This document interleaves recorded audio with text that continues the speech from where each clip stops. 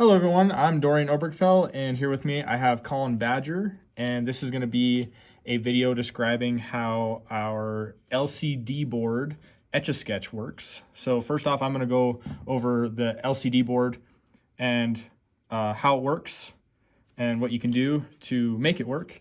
And then Colin's going to go over the code and what we did with the code. So first off, you have an analog stick here, and you move it like an Etch-A-Sketch. It moves in straight lines. It can go diagonal.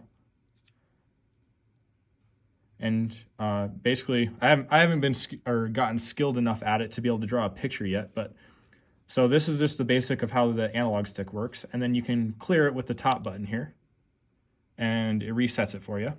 And you can just start over again. And then say you don't like the color blue because you like a different color.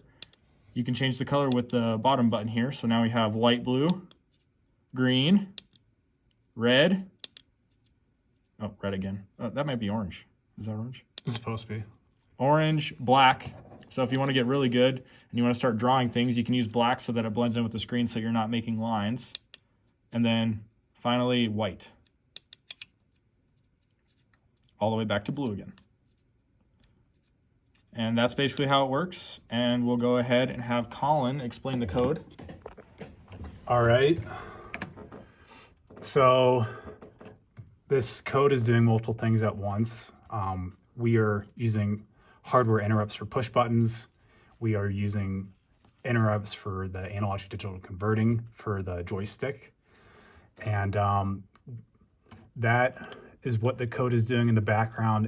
In the main loop here, if we go down, oh, here it is. Here's our main loop. So sitting in the analog to digital interrupt, we have a flag that will set high once an analog value has been read. And so that can create non-blocking code in our main loop. And so it comes in here, and then it will go through and get two values from the analog because the analog to digital converter is having to swap between the x-axis on the joystick and the y-axis, and it comes in here and it does its thing.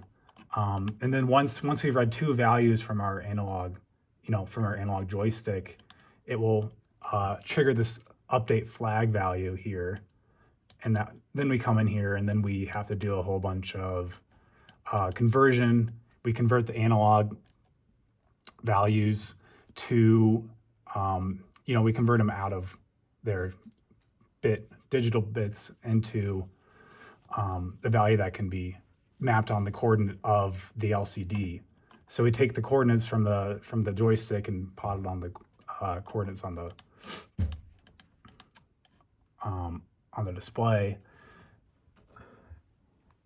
And really, that's about it. And then we can just directly send commands to the LCD to update the display.